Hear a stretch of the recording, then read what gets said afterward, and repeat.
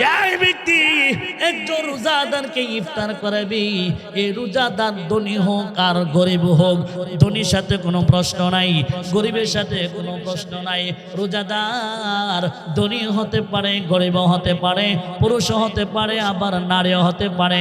যে কেউ কোনো রোজাদারকে ইফতারি করা, আমার আল্লাহ বলেন পৃথিবীর বান্দারা রে, ও আমার মায়ের বান্দারা, তুমি আমার একজন গোলামকে, তুমি আমার একজন বান্দা বান্দিকে, রোজাদারকে তুমি ইফতারি করাইছো, আমি আল্লাহ খুশি হয়ে তোমার জিন্দেগীর গুনাহ খাতা আমি আল্লাহ মাফ করে দিলাম। সুবহানাল্লাহ। রমজান মাসে রোজাদারের কত সম্মান, আল্লাহ পাক রব্বুল আলামিন তার কত দাম বাড়ায় দিয়েছে। আল্লাহু আকবার কাবীরা। আল্লাহ নবী বলে আমালু কুল্লু আমালি বনি আদম, প্রত্যেক বনি আদমের আমল ইউদাফুল হাসানাতি বিআশরি আমসালিহা। আল্লাহর নবী বলেন, আমার পয়গম্বর বলে, বনি আদম যতটা নেক আমল করবে, এক একটা নেক আমল বিনিময়ে কমসে কম আল্লাহ 10টা নেকি দান করে। সুবহানাল্লাহ বলেন। ইলা 700 দিআফিন, এমন কি 10 থেকে নিয়ে 700 পর্যন্ত সওয়াব দান করে। ইল্লা সাওম, নবীজি বলেছে ক্বাল আল্লাহু তাআলা ইল্লা সাওম, আমার আল্লাহ পাক রব্বুল আলামিন বলেন সব নেক আমল ফেরেশতারা একটার বিনিময়ে 10টা সওয়াব দান করে, কিন্তু একমাত্র নেক আমল এটা হলো রোজা, যে রোজার বিনিময়ে আল্লাহ ফেরেশতার মাধ্যমে দেই না, আল্লাহ নিজের হাতে দান করে। বলে সুবহানাল্লাহ। এটা রমজানের ফজিলত, এটা রমজানের সম্মান। আল্লাহ রাসূল সাল্লাল্লাহু আলাইহি ওয়াসাল্লাম এই কথা বলেছেন, এই কথা মানুষকে বুঝাই দিলেন। আমার উম্মতেরা রে, রোজার সম্মানের কারণে আল্লাহ পাক রব্বুল আলামিন তার বান্দাদেরকে ভালোবাসে। সুবহানাল্লাহ বলবেন না?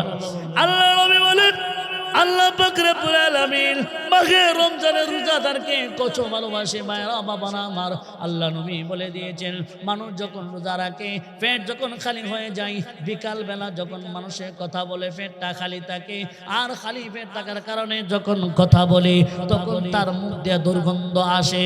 দুর্গন্ধ মানুষে পছন্দ করে না, পাশে মানুষ থাকলে কথা বলতে চায় না, মুখ ফিরে রাখে। তার প্রিয় বন্ধু পর্যন্ত তার সাথে কথা বলতে রাজি হয় না, কথা বলতে চায় না। আল্লাহ তাআলা বলেন, বান্দারে তোর মুখের দুর্গন্ধের কারণে মানুষ তোকে ভালোবাসে না, তোর বন্ধু তোর থেকে দূরে চলে যায়, তোমার বিবি পর্যন্ত তোমার সাথে কথা বলতে চায় না। ও মুখ ফিরে রাখো, দূরে থেকে কথা বলো, দুর্গন্ধ আসে। আমার আল্লাহ পাক রব্বুল আলামিন বলে, আমার বান্দা, পৃথিবীর মানুষের কাছে তোর মুখের দুর্গন্ধ খারাপ লাগতে পারে, তুমি তো রোজা রেখেছো আমি আল্লাহকে খুশি করার জন্য, আমি আল্লাহকে সন্তুষ্ট করার জন্য, আমি আল্লাহ তোমাকে কত ভালোবাসি রোজা রাখার কারণে।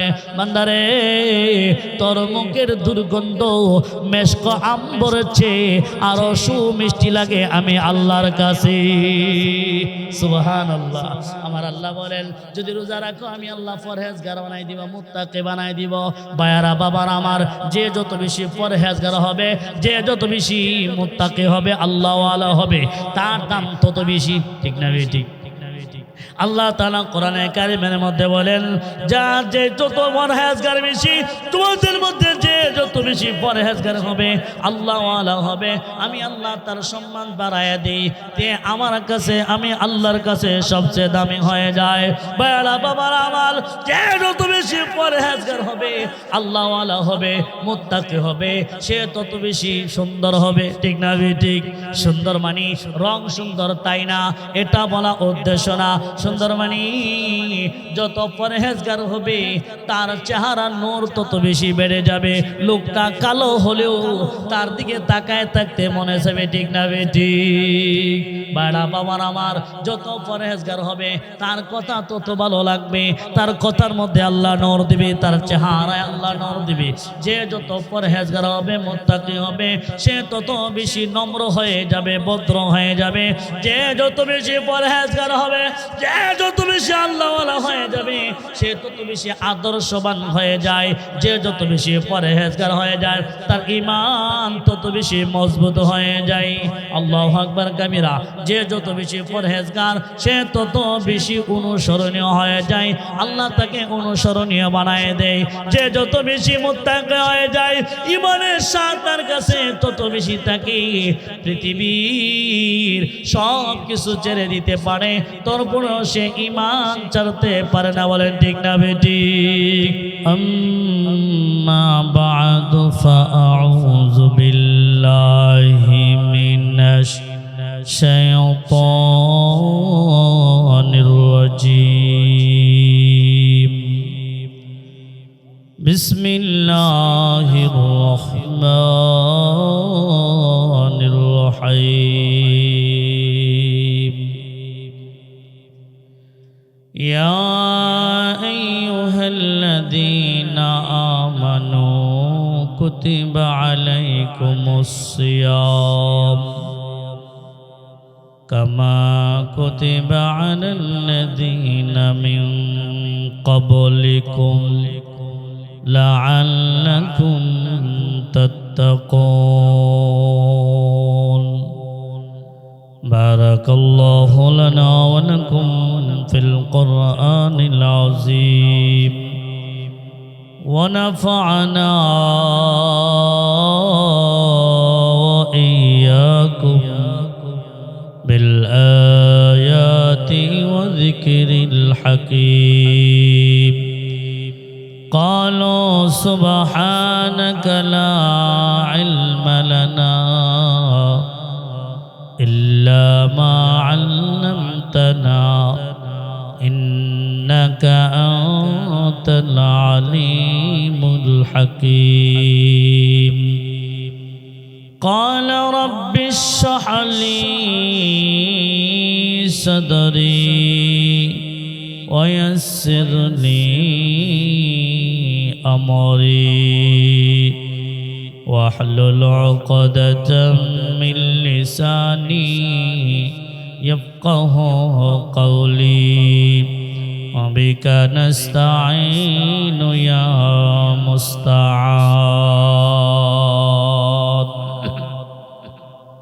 الحمد لله.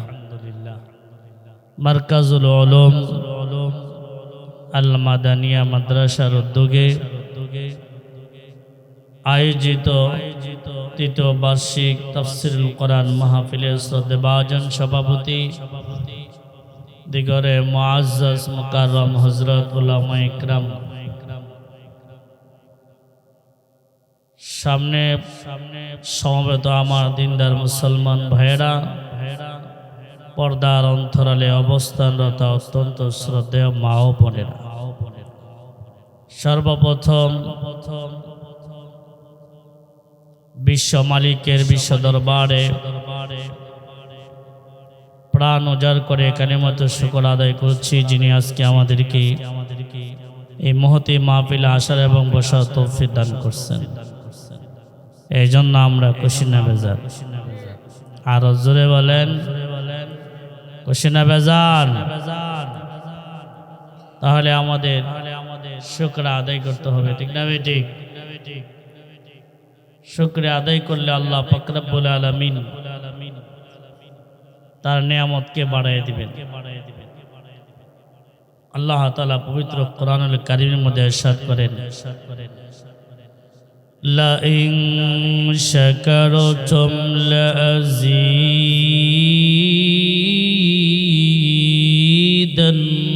লাযীদান্নাকুম ولئن كفرتم إن عذابي لشديد.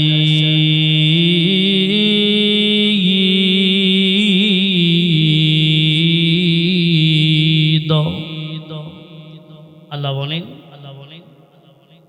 আমার নিয়ামতের শুকর আদায় করলে আমি আল্লাহ বাড়ায় দিই। কি সুবহানাল্লাহ নাই নাকি? আর না শুকরি করলে আমি আল্লাহ তার কাছে নিয়ামত ছিনে নিই, বরং তো তার জন্য কঠিন আযাবের ব্যবস্থা আমি আল্লাহ রেখে। এই জন্য আসুন অন্তরের অন্তঃস্থল থেকে প্রাণ উজাড় করে দিল বড়ে মহব্বত নিয়ে আল্লাহ পাকে শুকর আদায় করি বলি আলহামদুলিল্লাহ। সমস্ত প্রশংসা কার? আসমানের মালিককে। জোরে বলেন জমিনের মালিককে। কথা বলার শক্তি কে দিয়েছেন? চোখ দিয়ে দেখার সৌন্দর্য উপভোগ করার শক্তি কে দান করেছেন? আল্লাহ দান করেছেন। আল্লাহ তাআলা বলেন আলাম নাজআল লাহু আইনাইন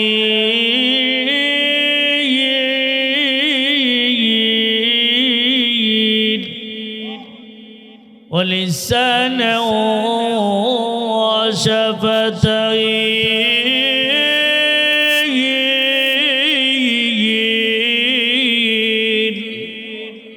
আর জোরে বলেন আল্লাহু আকবার।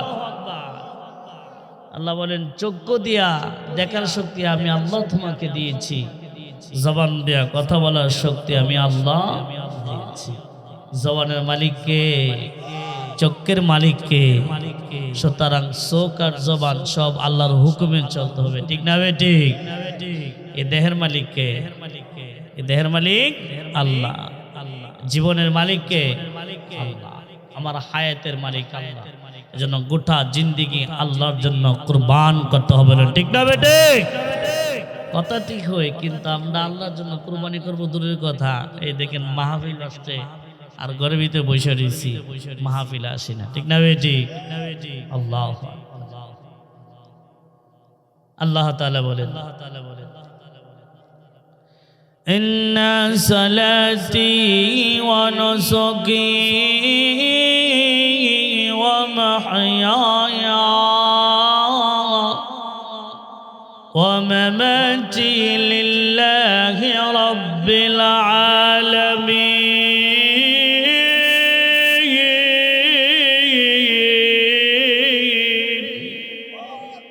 আল্লাহ বলেন মুহাম্মদ আপনি কথা বলে দেন আমার জীবন, আমার মরণ, আমার নামাজ, কুরবানি সবকিছু কার জন্য হবে?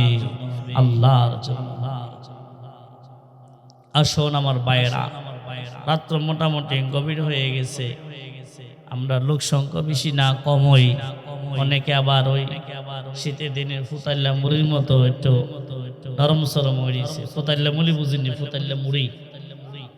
ফুতাল্লা মুড়ি খুলে রাখলে, এই মুড়ি খাইলে মুখে কামড় দিলে সেপ্পার সেপ্পার করে খাইতে মজা লাগে না, ঠিক না বেটি? জোরে কোন ঠিক না বেটি? আওয়াজ করবে না, আপনারা আওয়াজ করলে বক্তার একটু পজিশন বাড়বে, মিটারটা বাড়বে, ঠিক না বেটি? আর আপনার যদি ফুতাল্লা মুড়ির মতো দেখেন তো বক্তার পজিশন বাড়তো না, বক্তার মুখ দা আওয়াজই হইতো না, ঠিক না বেটি? এই জন্য ঠিক বেঠিক সুবহানাল্লাহ আলহামদুলিল্লাহ কিছু কথা আমাদের সাথে বলতে পারবেন ইনশাআল্লাহ, ইনশাআল্লাহ। ভাইয়ারা বাবারা আমার, আমি আপনাদের সামনে যে আয়াতটা পড়ছি, যেহেতু আগামীকাল থেকে ইনশাআল্লাহ তারাবির নামাজ পড়ার খুব সম্ভাবনা আছে। আগামীকাল 29 তারিখ আরবি মাসের, বাংলা তারিখ 1 তারিখ হবে। যদি মাস 29 তারিখে যা আগামীকালই তারাবি শুরু হবে, সেহরি কাইয়া রবিবারে রোজা রাখবো ইনশাআল্লাহ। আর যদি আগামীকাল আমরা চাঁদ না দেখি তাহলে রোজা রাখতে পারবো না। পরের দিন চাঁদ দেখলেও রোজা রাখতে হবে, না দেখলেও রোজা রাখতে হবে। এই জন্য আমি আপনাদের সামনে সংক্ষিপ্ত খুতবা পড়ে একটা আয়াত মাত্র তেলাওয়াত করেছি। এই আয়াতে কারিমার মধ্যে আল্লাহ পাক রব্বুল আলামিন আমাদের উপরে রমজান মাসের রোজাতে ফরজ করেছেন, এই কথাটা বলেছেন। রমজান মাসের রোজা ফরজ করার কারণে রোজা রাখলে আল্লাহ আমাদেরকে কি উপহার দিবেন, একটা উপহারের কথা আল্লাহ কোরআনে ঘোষণা করে দিয়েছেন। আমি শুধুমাত্র এই উপহারটা নিয়ে একটু আলোচনা করবো ইনশাআল্লাহ। আপনারা থাকবেন নাকি আমারে ফালাইয়া তুই আপনারা ঘরে যাবেন? থাকবেন ইনশাআল্লাহ?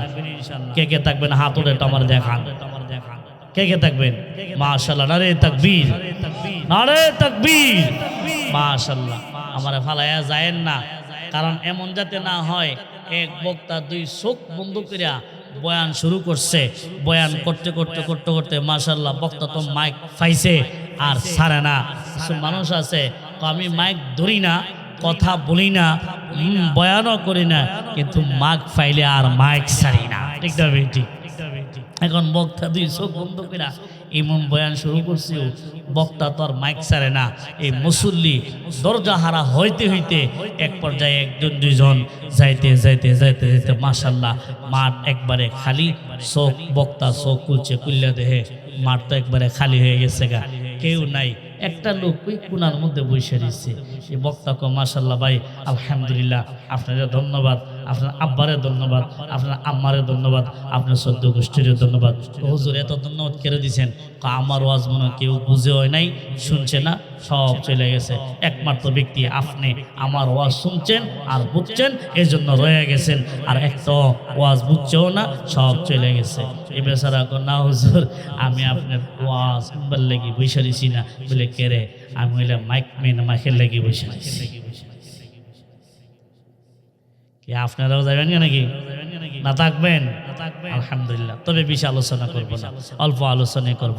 আসুন আপনাদের সামনে যে আয়াতটা তেলাওয়াত করেছি, আল্লাহ পাক রব্বুল আলামিন বলেন, কুতিবা আলাইকুমুস সিয়াম ইয়া আইয়ুহাল্লাযীনা আমানু, হে ঈমানদার সকল, কুতিবা আলাইকুমুস সিয়াম, আমি আল্লাহ পাক রব্বুল আলামিন তোমাদের উপর রমজান মাসের রোজা ফরজ করে দিয়েছি। কামা কুতিবা আলাল্লাযীনা মিন ক্বাবলিকুম, যেমনি ভাবে তোমাদের পূর্বে যারা ছিল তাদের উপরে আমি আল্লাহ রোজা ফরজ করে দিয়েছি। হে আমার বান্দারা, হে আমার গোলামেরা, হে মুসলমানেরা, হে ঈমানদার, আমি আল্লাহ তোমাদের উপর রমজান মাসে রোজা ফরজ করে দিয়েছি। এই রোজা শুধু নতুন কোনো বিধান নয়, এই রোজা তোমাদের জন্য কোনো কঠিন হবে না। কারণ তোমাদের পূর্বে যারা ছিল তাদের উপরও আমি আল্লাহ রোজা ফরজ করে দিয়েছিলাম। কিন্তু তারা কিভাবে রোজা রাখতো, কোন উম্মত কিভাবে, কোন নবী কিভাবে রোজা রাখতো, রোজার বিধান কেমন ছিল, রোজার ব্যবস্থা কেমন ছিল, ভিন্ন আলোচনা আজকে সময়। আসুন আমার বাবারা, আল্লাহ পাক রব্বুল আলামিন বলেন, ইয়া আইয়ুহাল্লাযীনা আমানু কুতিবা আলাইকুমুস সিয়াম কামা কুতিবা আলাল্লাযীনা মিন ক্বাবলিকুম লাআল্লাকুম তাত্তাকুন। আমার আল্লাহ পাক রব্বুল আলামিন বলেন, বান্দারা রে, ও আমার প্রিয় বান্দারা, আমি আল্লাহ তোমাদের উপর রোজা ফরজ করে দিয়েছি। আমি আল্লাহ তোমাদের উপর ফরজ করে দিয়েছি রমজান মাসের রোজা। বিনিময় কি আমি আল্লাহ তোমাদেরকে পরহেজগার দান করব, পরহেজগার আমি আল্লাহ বানাই দিব। বলেন সুবহানাল্লাহ। আল্লাহ তাআলা পরহেজগার বানাই দিবে, আল্লাহওয়ালা বানাই দিবে, মুত্তাকি বানাই দিবে। এটা বিশাল বড় একটা পুরস্কার। ভাইরা বাবারা আমার, রোজার বিনিময়ে আল্লাহ পাক রব্বুল আলামিন পরহেজগার বানাই দিবে, আল্লাহওয়ালা বানাই দিবে, মুত্তাকি বানাই দিবে। মুত্তাকি বানাই দিবে, মুত্তাকির কি ফজিলত আল্লাহ পাক রব্বুল আলামিন বলেন, ওয়াসারিউ ইলা মাগফিরাতিন মির রাব্বিকুম ওয়া জান্নাতিন আরদুহাস সামাওয়াতি ওয়াল আরদ উইদ্দাত লিল মুত্তাকিন। আমার আল্লাহ ডাক দিয়ে বলে, হ্যাঁ আমার বান্দারা, আমি আল্লাহ জান্নাত নির্মাণ করেছি, আমি আল্লাহ জান্নাত তৈরি করেছি যারা মুত্তাকি হবে তাদের জন্য। চিৎকার দিয়া বলেন সুবহানাল্লাহ। বাড়া বাবারা আমার, রমজান মাসের রোজা এত বড় ফজিলত, রমজান মাসের রোজার কত ফজিলত, রমজান মাসের কত ফজিলত, রমজানের রোজার ফজিলত বর্ণনা করতে যাইয়া, রমজান মাসের রোজার ফজিলত, রমজানের ফজিলত বুঝাইতে যাইয়া আল্লাহ একটা কোরআন আয়াত নাজিল করে বুঝাই দিয়েছেন। আল্লাহ তাআলা বলেন, শাহরা রমাদানাল্লাযী উনজিলা ফীহিল কুরআন। আমার আল্লাহ পাক রব্বুল আলামিন বলেন, দুনিয়ার বান্দারা রে, জানোনি মাহে রমজানের ফজিলত কত, মাহে রমজানের পজিশন কত, মাহে রমজানের দাম কত জানোনি? আমি আল্লাহ পাক রব্বুল আলামিন সর্বপ্রথম আমি আমি আল্লাহ যখন লাউহে মাহফুজে কোরআনকে সংরক্ষণ করলাম, কোরআনকে একেবারে একসাথে নাজিল করলাম, আমি আল্লাহ রমজান মাসে কোরআন নাজিল করেছি। সুবহানাল্লাহ। রমজান মাসে রোজা নাজিল করে, রমজান মাসে কোরআন নাজিল করে, রমজানের পজিশন আল্লাহ বাড়ায় দিয়ে দিলেন, রোজার পজিশন আমি আল্লাহ বাড়ায় দিয়েছি। কারণ কোরআন নাজিল হওয়াটা রমজান মাসে, এটাই রমজানের ফজিলত, রমজানের মর্যাদা হওয়ার জন্য যথেষ্ট। বলেন ঠিক না বেঠিক? কারণ হলো কোরআন আল্লাহ পাকের কালাম, কোরআন মহাগ্রন্থ আল কোরআন, কোরআন বড় দামি জিনিস। মহান আল্লাহ যেমন মহান, আল্লাহর কোরআনটাও মহান। পৃথিবীর শ্রেষ্ঠ গ্রন্থ আল কোরআন। আমার আল্লাহ পাক রব্বুল আলামিন কোরআন নাজিল করার কথা উল্লেখ করে বলেছে, কোরআন মাহাত্ম্য বুঝাইতে যায় বলে আমার আল্লাহ বলে, পৃথিবীর মানুষেরা রে জানুনি আমার আল্লাহর কোরআনটা কত মহৎ, আমার আল্লাহর কোরআনটা কত দামি, কোরআনের পাওয়ার কত বেশি। আল্লাহ পাক রব্বুল আলামিন বলেন, লাউ আনজালনা হাযাল কোরআন আলা জাবালিল লারাআইতাহু খাশিআ লারাআইতাহু খাশিআম মুতাসাদ্দিআম মিন খাশিয়াতিল্লাহ। আমার আল্লাহ ডাক দিয়ে বলে, পৃথিবীর মানুষেরা রে, ও মানুষেরা তাকায় দেখো, আমি আল্লাহ যদি কোরআন নাযিল করতাম পাহাড়ের মধ্যে, পাহাড় ভূমিকম্প সৃষ্টি হয়ে যেত, পাহাড় কন্দন করতে শুরু করে দিল, পাহাড়ের মধ্যে ভূমিকম্প আসতো না। না না, কোরআনকে বরদাস্ত করার, কোরআনকে গ্রহণ করার মতো ক্ষমতা আমার নাই। আল্লাহ অন্য আয়াতের মধ্যে বলেন, ইন্না আরাদনাল আমানাতা আলা সামাওয়াতি ওয়াল আরদি ওয়াল জিবাল। আমার আল্লাহ বলেন, ও পৃথিবীর মানুষেরা, আসমানকে বলেছিলাম, হে আসমান আমার কোরআনকে তোমার কাছে আমানত রাখতে চাই। জমিনকে বলেছিলাম, জমিন রে তোমার কাছে আমার কোরআনটাকে আমানত রাখতে চাই। আমি পাহাড়কে বলেছিলাম, পাহাড় রে তোমার কাছে আমার কোরআনটাকে আমানত রাখতে চাই। আমার আল্লাহ পাক রব্বুল আলামিন বলেন, ফাবাইনা আইয়াহমিলনাহা ওয়া আশফাকনা মিনহা ওয়া হামালাহাল ইনসান। পাহাড়ের মধ্যে বলেছিলাম, পাহাড় তোমার মধ্যে আমার কোরআনটাকে আমানত রাখতে চাই। জমিনকে বলেছিলাম, জমিন রে তোমার কাছে আমার কোরআনকে আমানত রাখতে চাই। আসমানকে বলেছিলাম, আসমান তোমার কাছে আমার কোরআনটাকে আমানত রাখতে চাই। এই কথা বলার সাথে সাথে আমার আল্লাহ বলেন, আসমান জমিনের মধ্যে একটা ভূমিকম্প সৃষ্টি হয়ে গেল। আসমান যেন ডাক দিয়ে বলে, জমিন যেন ডাক দিয়ে বলে, পাহাড় যেন ডাক দিয়ে বলে, প্রভু গো তুমি যেমন মহান, তোমার কোরআনটাও তো মহান। আমার মালিক, তোমার কোরআনকে আমানত রাখা, তোমার কোরআনকে বোঝা বহন করা আমাদের পক্ষে সম্ভব না, বেয়াদবি হয়ে যেতে পারে। প্রভু গো এই কোরআনকে আমানত রাখার মতো শক্তি আমাদের নাই। চিৎকার দিয়া বলেন সুবহানাল্লাহ। বাইরা বাবারা আমার, আল্লাহ পাক রব্বুল আলামিন বলেন, ফাহামালাহাল ইনসান। এই কোরআনকে গ্রহণ করেছে, এই কোরআনকে আমি আল্লাহ আমানত দিয়েছি মানুষের কাছে, এই জন্য আমি আল্লাহ মানুষের সম্মান বাড়িয়ে দিয়েছি। বলেন সুবহানাল্লাহ। ভাইরা বাবারা আমার, আপনারা আমার সাথে কথা বলুন, মানুষের দাম বেশি না কম? মানুষকে বলা হয় আশরাফুল মাখলুকাত। পৃথিবীতে যত সৃষ্টি আছে, পৃথিবীতে যত মাখলুক আছে, সমস্ত মাখলুক থেকে, সৃষ্টিজীব থেকে মানুষ হলো শ্রেষ্ঠ, মানুষ হলো সেরা সৃষ্টি। ঠিক না বেঠিক? সৃষ্টি সেরা হইল মানুষ। আমার আল্লাহ পাক রব্বুল আলামিন কোরআনুল কারীমের মধ্যে ঘোষণা করে দিয়েছেন, ওয়ালাকাদ কাররামনা লিবনি আদম। আমার আল্লাহ বলেন, আমি বনি আদমকে সম্মানিত করে সৃষ্টি করছি। কি সুবহানাল্লাহ নাই? নাকি সুবহানাল্লাহ গরতেই করছেন? আমার আল্লাহ বলেন, মানুষরে, ও মানুষ, আমি আল্লাহ তোমাকে সম্মান দিয়ে সৃষ্টি করেছি। এই জন্য মানুষ যেহেতু সম্মানিত, এই মানুষ মারা গেলে তাকে দাফন করতে হয়, তাকে ফুরানি যায় না। ঠিক না বেঠিক? যে জিনিসের দাম নাই এটাকে আগুনে দেয়, পাহাড়ের ভিতরে বইরা দেয়, ওইটা দরকার নাই, এটার কোনো প্রয়োজন নাই। যে গাছে ফল ধরে না, যে গাছ মালিকের কাজে আসে না, যে আম লাগাইছিল ফল আসার জন্য আম আসে না, কাঁঠাল গাছ লাগাইছে কাঁঠালের জন্য কাঁঠাল আসে না, মালিকে কাইটা চাক লাকড়ি বানাইয়া চুলার ভিতরে দিয়ে দেয়, আগুনে ফোড়ায় দেয়, এটার কোনো দাম নাই। আর যেটার মূল্য আছে এটা আগুনে ফোড়ায় না, চুলার ভিতরে দেয় না। এত কারণে মানুষকে আগুনে ফোড়ানো যাবে না। মানুষ মারা গেলে সম্মান করিয়া গোসল দিয়া পাক পবিত্র বানাইয়া আতর গোলাপ দিয়া সুন্দর করে জামা পড়াইয়া মাটির মানুষ মাটির ভিতরে দাফন করে দাও। ঠিক না বেটি? আল্লাহু আকবার কাবীরা। এই জন্য মানুষের সম্মান বেশি বাড়া বাবার আমার। এই জন্য আল্লাহ পাক রব্বুল আলামিন মানুষকে এত সুন্দরভাবে সম্মান দিয়ে সৃষ্টি করেছে।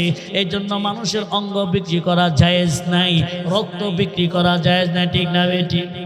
রক্ত বিক্রি করা জায়েজ নাই, মাথার চুল বিক্রি করা জায়েজ নাই। আল্লাহর কাছে জবাবদিহি করতে হবে। মানুষের কোনো অঙ্গ বিক্রি করা যাবে না। আসন বায়না বাবার আমার, আল্লাহ পাক রব্বুল আলামিন বলেন ওই মানুষ আল্লাহর কোরআনকে গ্রহণ করেছে, এই জন্য মানুষের সম্মান বেড়ে গিয়েছে। আমার আল্লাহ পাক রব্বুল আলামিন বলেন দুনিয়ার বান্দারা রে, আমি আল্লাহ রমজান মাসে কোরআন নাজিল করে প্রমাণ করে দিয়েছি রমজানের ফজিলত আমি আল্লাহর কাছে বেশি। সুবহানাল্লাহ বলবেন না? আল্লাহ পাক রব্বুল আলামিন বলেন আমি রমজান মাসের কারণে, রমজানের সম্মানের কারণে যারা রমজান মাসের রোজা রাখবে আমি আল্লাহ তাকে পরহেজগার বানাই দিব, আল্লাহওয়ালা বানাই দিব, মুত্তাকি বানাই দিব। বাবারা আমার, পরহেজগার হলে কত লাভ, পরহেজগার হলে মুত্তাকি হলে তার সম্মান কত, এখন আর আপনারা বুঝতে পারেন নাই, একটু আলোচনা দ্বারা বুঝতে পারবেন। আসুন আল্লাহ পাক রব্বুল আলামিন এই রমজানের রোজার মাধ্যমে তার বান্দাদের সম্মান কত বাড়ায় দিয়েছে। আল্লাহ নবী মুহাম্মদ আরবি সাল্লাল্লাহু আলাইহি ওয়াসাল্লাম হাদিস শরীফের মধ্যে ইরশাদ করে দিয়েছেন, আল্লাহ নবী বলেন মান ফাত্তারা সাইমান, মান ফাত্তারা সাইমান কানা লাহু মাগফিরাতুম মিন দামবিহি। আল্লাহ রাসূল সাল্লাল্লাহু আলাইহি ওয়াসাল্লাম বলেন যে ব্যক্তি আমার কোন বান্দাকে যে রোজা রাখলো তাকে ইফতার করাইবে। সুবহানাল্লাহ বলবেন না? আল্লাহ নবী বলেন যে ব্যক্তি একজন রোজাদারকে ইফতার করাবি, এই রোজাদার ধনী হোক আর গরিব হোক, ধনীর সাথে কোনো প্রশ্ন নাই, গরিবের সাথে কোনো প্রশ্ন নাই। রোজাদার ধনী হতে পারে, গরিব হতে পারে, পুরুষ হতে পারে, আবার নারীও হতে পারে। যে কেউ কোনো রোজাদারকে ইফতারি করা, আমার আল্লাহ বলেন পৃথিবীর বান্দারা রে, ও আমার মায়ার বান্দারা, তুমি আমার একজন গোলামকে, তুমি আমার একজন বান্দা বান্দিকে রোজাদারকে তুমি ইফতারি করাইছো, আমি আল্লাহ খুশি হয়ে তোমার জিন্দেগীর গুনাহ খাতা আমি আল্লাহ মাফ করে দিলাম। সুবহানাল্লাহ। রমজান মাসে রোজাদারের কত সম্মান, আল্লাহ পাক রব্বুল আলামিন তার কত দাম বাড়ায় দিয়েছে। আল্লাহু আকবার কাবীরা। আল্লাহ নবী বলে আমালু কুল্লু আমালে বনি আদম, প্রত্যেক বনি আদমের আমল ইউদাফুল হাসানাতি বিআশরি আমসালিহা। আল্লাহর নবী বলেন, আমার পয়গম্বর বলেন বনি আদম যতটা নেক আমল করবে এক একটা নেক আমল বিনিময়ে কমসে কম আল্লাহ 10টা নেকি দান করে। সুবহানাল্লাহ বলেন ইলা 700 দিআফিন, এমন কি 10 থেকে নিয়ে 700 পর্যন্ত সওয়াব দান করে। ইল্লা সাওম, নবীজি বলেছে ক্বাল আল্লাহু তাআলা ইল্লা সাওম, আমার আল্লাহ পাক রব্বুল আলামিন বলেন সব নেক আমল ফেরেশতারা একটার বিনিময়ে 10টা সওয়াব দান করে, কিন্তু একমাত্র নেক আমল এটা হলো রোজা, যে রোজার বিনিময়ে আল্লাহ ফেরেশতার মাধ্যমে দেয় না, আল্লাহ নিজের হাতে দান করে। বলে সুবহানাল্লাহ। এটা রমজানের ফজিলত, এটা রমজানের সম্মান। আল্লাহ রাসূল সাল্লাল্লাহু আলাইহি ওয়াসাল্লাম এই কথা বলেছেন, এই কথা মানুষকে বুঝাই দিলেন। আমার উম্মতারা রে, রোজার সম্মানের কারণে আল্লাহ পাক রব্বুল আলামিন তার বান্দাদেরকে ভালোবাসে। সুবহানাল্লাহ বলবেন না? আল্লাহ নবী বলেন আল্লাহ পাক রব্বুল আলামিন মাহে রমজানের রোজাদারকে কত ভালোবাসে। ভাইরা বাবারা আমার, আল্লাহ নবী বলে দিয়েছেন মানুষ যখন রোজা রাখে, পেট যখন খালি হয়ে যায়, বিকাল বেলা যখন মানুষের কথা বলে পেটটা খালি থাকে, আর খালি পেট থাকার কারণে যখন কথা বলে তখন তার মুখ দিয়ে দুর্গন্ধ আসে। দুর্গন্ধ মানুষে পছন্দ করে না, পাশে মানুষ থাকলে কথা বলতে চায় না, মুখ ফিরে রাখে। তার প্রিয় বন্ধু পর্যন্ত তার সাথে কথা বলতে রাজি হয় না, কথা বলতে চায় না। আল্লাহ তাআলা বলেন বান্দারে, তোর মুখের দুর্গন্ধের কারণে মানুষ তোকে ভালোবাসে না, তোর বন্ধু তোর থেকে দূরে চলে যায়, তোমার বিবি পর্যন্ত তোমার সাথে কথা বলতে চায় না। ও মুখ ফিরে রাখো, দূরে থেকে কথা বলো, দুর্গন্ধ আসে। আমার আল্লাহ পাক রব্বুল আলামিন বলে, আমার বান্দা, পৃথিবীর মানুষের কাছে তোর মুখের দুর্গন্ধ খারাপ লাগতে পারে, তুমি তো রোজা রেখেছো আমি আল্লাহকে খুশি করার জন্য, আমি আল্লাহকে সন্তুষ্ট করার জন্য। আমি আল্লাহ তোমাকে কত ভালোবাসি রোজা রাখার কারণে। বান্দারে, তোর মুখের দুর্গন্ধ মেশক আম্বরের চেয়ে আরো সুমিষ্টি লাগে আমি আল্লাহর কাছে। সুবহানাল্লাহ। আমার আল্লাহ বলেন যদি রোজা রাখো আমি আল্লাহ পরহেজগার বানাই দিব, মুত্তাকি বানাই দিব। বায়ারা বাবার আমার, যে যত বেশি পরহেজগার হবে, যে যত বেশি মুত্তাকি হবে, আল্লাহ ওয়ালা হবে, তার দাম তত বেশি। ঠিক না বেঠিক? আল্লাহ তাআলা কোরআনে কারিমের মধ্যে বলেন, যার যে যত পরহেজগার বেশি, তোমাদের মধ্যে যে যত বেশি পরহেজগার হবে, আল্লাহ ওয়ালা হবে, আমি আল্লাহ তার সম্মান বাড়ায়া দেই, তে আমার কাছে, আমি আল্লাহর কাছে সবচেয়ে দামি হয়ে যায়। বাবা বাবার আমার, যে যত বেশি পরহেজগার হবে, আল্লাহ ওয়ালা হবে, মুত্তাকি হবে, সে তত বেশি সুন্দর হবে। ঠিক না ঠিক? সুন্দর মানে রং সুন্দর তাই না, এটা বলা উদ্দেশ্য না। সুন্দর মানে যত পরহেজগার হবে তার চেহারা নূর তত বেশি বেড়ে যাবে। লোকটা কালো হলেও তার দিকে তাকায় থাকতে মনে যাবে। ঠিক না বেঠিক? বাড়া বাবার আমার, যত পরহেজগার হবে তার কথা তত ভালো লাগবে, তার কথার মধ্যে আল্লাহ নূর দিবে, তার চেহারায় আল্লাহ নূর দিবে। যে যত পরহেজগার হবে, মুত্তাকি হবে, সে তত বেশি নম্র হয়ে যাবে, ভদ্র হয়ে যাবে। যে যত বেশি পরহেজগার হবে, যে যত বেশি আল্লাহওয়ালা হয়ে যাবে, সে তত বেশি আদর্শবান হয়ে যায়। যে যত বেশি পরহেজগার হয়ে যায়, তার ঈমান তত বেশি মজবুত হয়ে যায়। আল্লাহু আকবার কাবীরা। যে যত বেশি পরহেজগার, সে তত বেশি অনুসরণীয় হয়ে যায়, আল্লাহ তাকে অনুসরণীয় বানায় দেয়।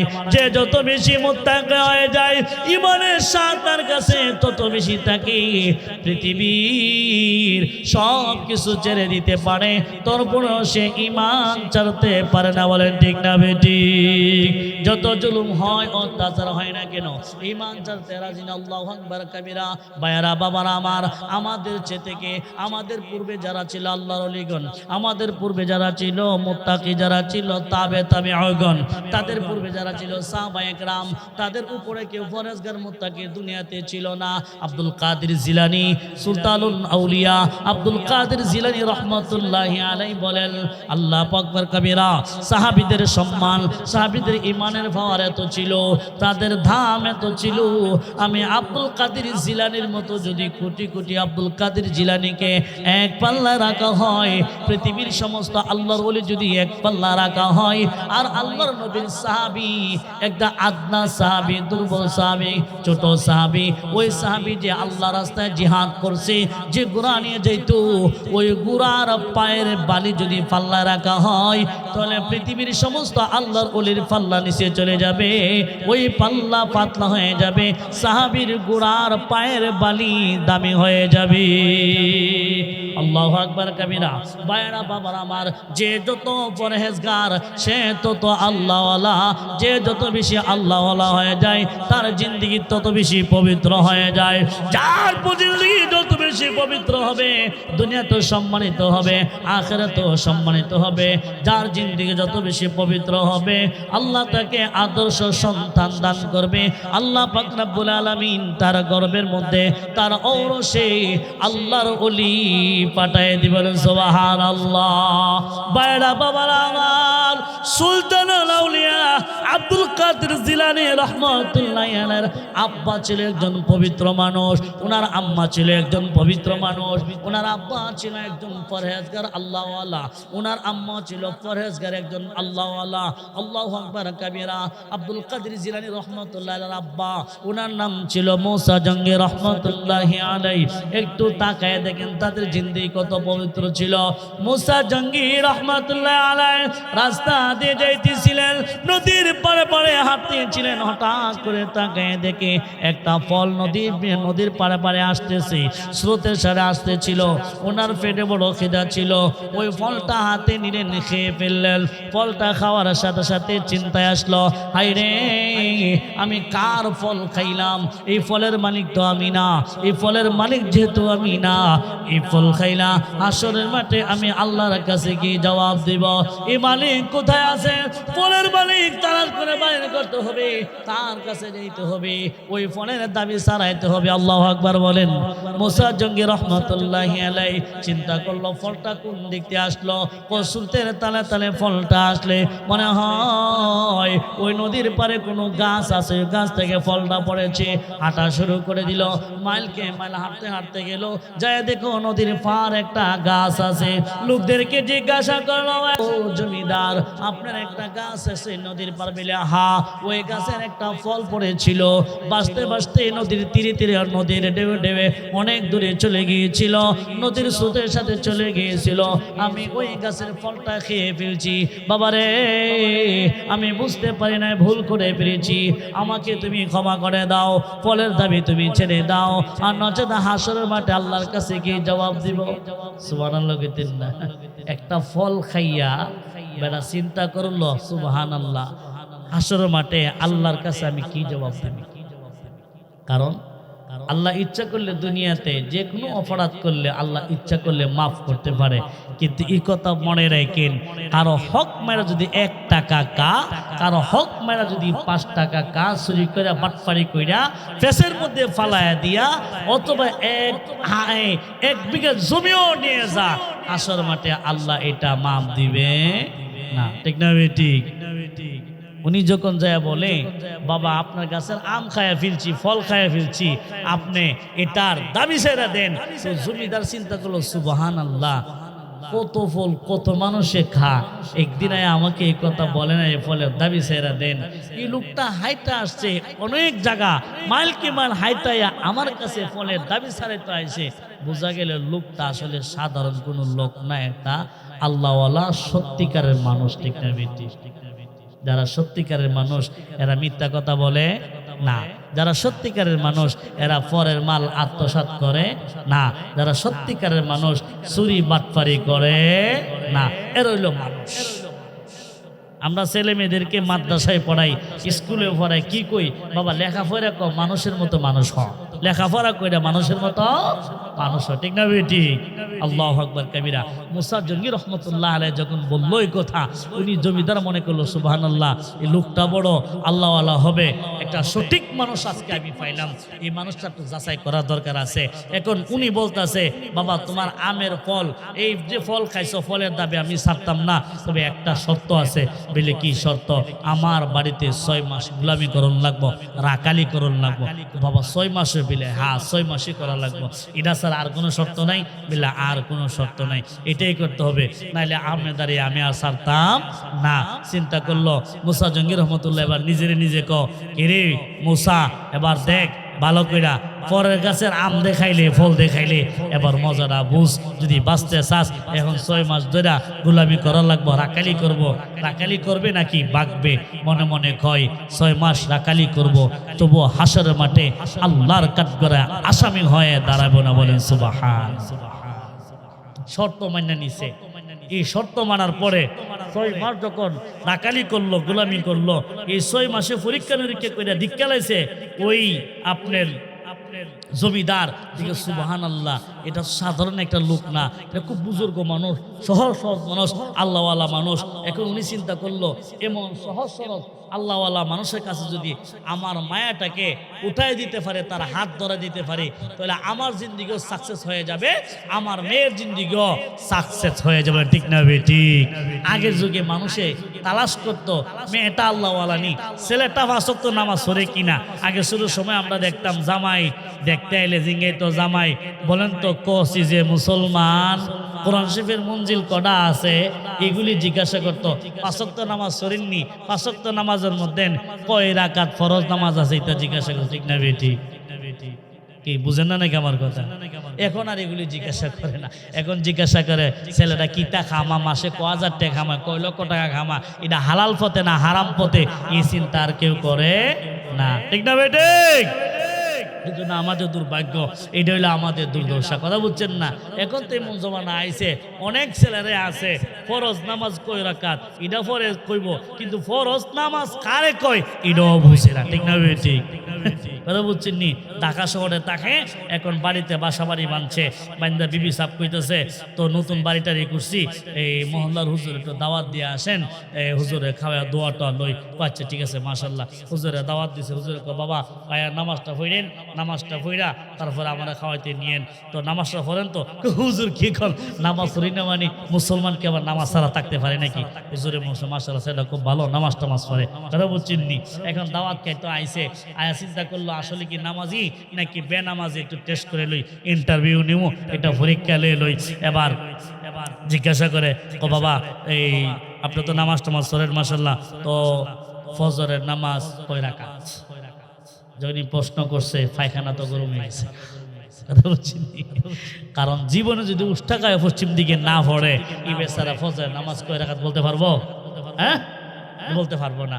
এখন চিন্তা হতা করে সেরা কয় রাকাত কমু, কয় রাকাত কইতাম না, কয় রাকাত কমু, কয় রাকাত কইতাম না। হুজুর আছে কয়েক রাকাত, কয় রাকাত কইলাম না, মনে হয় 10 একটা মিল আছে তো, 10 রাকাত, 10 রাকাত, কয় রাকাত? 10 রাকাত। বিবি চা পিছনে তাইকা জানালা দিয়া মাথাত হাত দিলাইছে, হুজুর কো সর্বনাশ, আপনি যে 10 টাকার নামাজ কইলেন, আপনার তো বেনামাজে আপনার ঘরে খাইতাম আইছি, এই ঘর আমার খাওয়ান চলতো না। বিবি চা পিছন থেকে তাইকা 4 আঙ্গুল এমনি দিতেছে, 4 আঙ্গুল, 4 আঙ্গুল যাইতেছে, 4 আঙ্গুল মানে কয় রাকাত? 4 রাকাত। একবার তো চুপ থাক, হুজুরে 10 টাকাত কইছি, ইডি হুজুরে মানে না, তো 4 রাকাত মানবো? হুজুরে 10 টাকাত বলছি, ইডি মানে না, তো 4 রাকাত হুজুরে মানবো? হ্যাঁ, সম্ভব না। কথা বুঝছিস নি? এমন লোক আছে না নাই? আল্লাহু আকবার। মুসা জঙ্গি রহমতুল্লাহ আলাইকে ওই জমিদার টেস্ট করে ফেলছে যে মাশাআল্লাহ লোকটা আল্লাহওয়ালা হবে। 6 মাস পরে এবার আসছে, আয়েশা কয় বাবা এবার আমের দাবি ছেড়ে দেন। কর না, এবার আমি দাবি ছাড়তাম না, আরেকটা শর্ত আছে, এই শর্ত পূরণ করলে আমের দাবি ছাড়ম, আনালে আমের দাবি ছাড়তাম না। মুসা জঙ্গি রহমতুল্লাহ আলাই আরো বিপদে পড়ছে। মন্ডে দেখ, জীবনে আর আম মাছের গাছের ফল আর না কইয়া খাইবিনি, বালা কইরা বুঝছা। ও বাবা কি শর্ত? ও শর্ত হইল আমার মাইয়ারে বিয়া করুন না।